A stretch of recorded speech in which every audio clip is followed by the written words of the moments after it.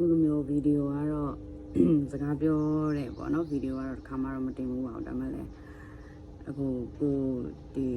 ခုချိန်ထိမှာကြုံလာတဲ့ရည်စရာလေးတွေကို share ခြင်းစိတ်ပေါ်လာလို့ပေါ့နော်ကိုကြုံရတဲ့ဟာလေးတွေကိုရောထပ်တူကြုံရတဲ့သူရှိလာတာမလို့ရှိရင်လည်းကိုကြုံရတာကိုကြည်ရနားထောင်ရတဲ့အခါမှာသူတို့မှာတော့ဘယ်လိုပေါ့ပြောတခဏတာပဲဖြစ်ဖြစ်ပေါ့နော်ကြော်သွားတဲ့စိတ်မျိုးဖြစ်ပါစေတော့ဆိုတဲ့ရည်ရွယ်ချက်နဲ့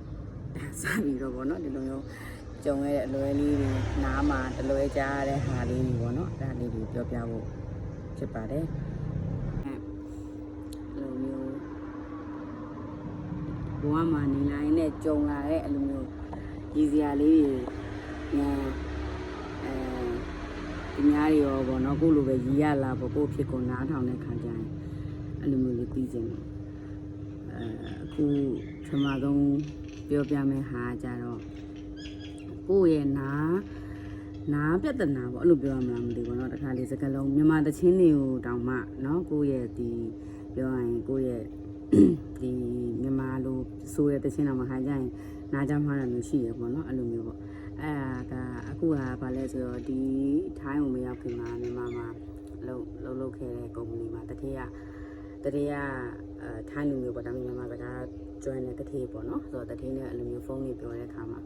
ရောက်ခါစားကအဲ့လိုတတိပြောတဲ့စကားတွေမှာပေါ့လို့အလုံးနဲ့ပတ်သက်ပြီးတော့ပြောတဲ့စကားတွေမှာလိုမျိုးဘာယာဒုကွက်ဆိုတဲ့စကားတစ်ခုပါတယ်ပေါ့ဒါကိုနားထဲမှာကြားတဲ့ဟာပေါ့နော်ဒါကုမ္ပဏီအခုကုမ္ပဏီမှာကျန်နေသေးတဲ့သူတွေမြင်တော့ဒီဗီဒီယိုမြင်တော့ရည်ကြမှာပါပဲအဲ့တော့လည်းကိုမေးခဲ့တာဆိုလေအဲ့ဘာယာဒုကွက်ဆိုတဲ့စကားကိုနားမလည်ဘာပြောရလဲကိုကစဉ်းစားပေါ့နော်ကိုလောက်ခဲ့တဲ့လောက်ကကြတော့လေမျိုးစေ့နဲ့ပတ်သက်ပြီးတော့စက်သက်ကွက်တွေလောက်ရတာဘာညာဆိုကြတော့ဟောဒါဒီဖာမာတွေပေါ့နော်တောင်းလူတွေကိုဒီစံပြကွက်ကိုတခြားစင်ဒီဇိုင်းလုပ်ပြီးတဲ့တောင်းလူတွေပေါ့နော်သူတို့နဲ့ပတ်သက်ပြီးတော့မြန်ရာထူးတစ်ခုခုရှိတာလားပေါ့ကွာအဲ့လိုမျိုးပဲစဉ်းစားပြီးတော့အဲ့တစ်ခုမမေးပြပါဘူးဘယ်လိုပါလဲဒါပေမဲ့အဲ့လိုပဲနည်းနည်းကြာလာတဲ့ခါကျတော့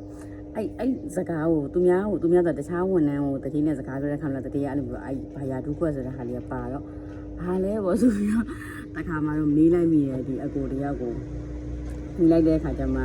သိသွားတော့ကို့မှာလေရီလိုက်ရတာဆိုတော့ဘာလဲဆိုတော့ဘာယာဒုကွက်မဟုတ်ဘူးတတိပြောတာဘာညာကွကွအဲ့ဒါဒီလိုပြောတာဒါပေမဲ့ကိုကအဲ့ဒါကိုလေချိန်လောက်ဘာယာဒုကွက်နဲ့ပဲကြားပြီးတော့ကို့မှာပေါ့နော်ဘယ်လေးဖြစ်ခဲ့ရတာဆိုတော့ဒါလေးကဒါဘာယာဒုကွက်နဲ့ဘာညာကွကွနဲ့ပေါ့နော်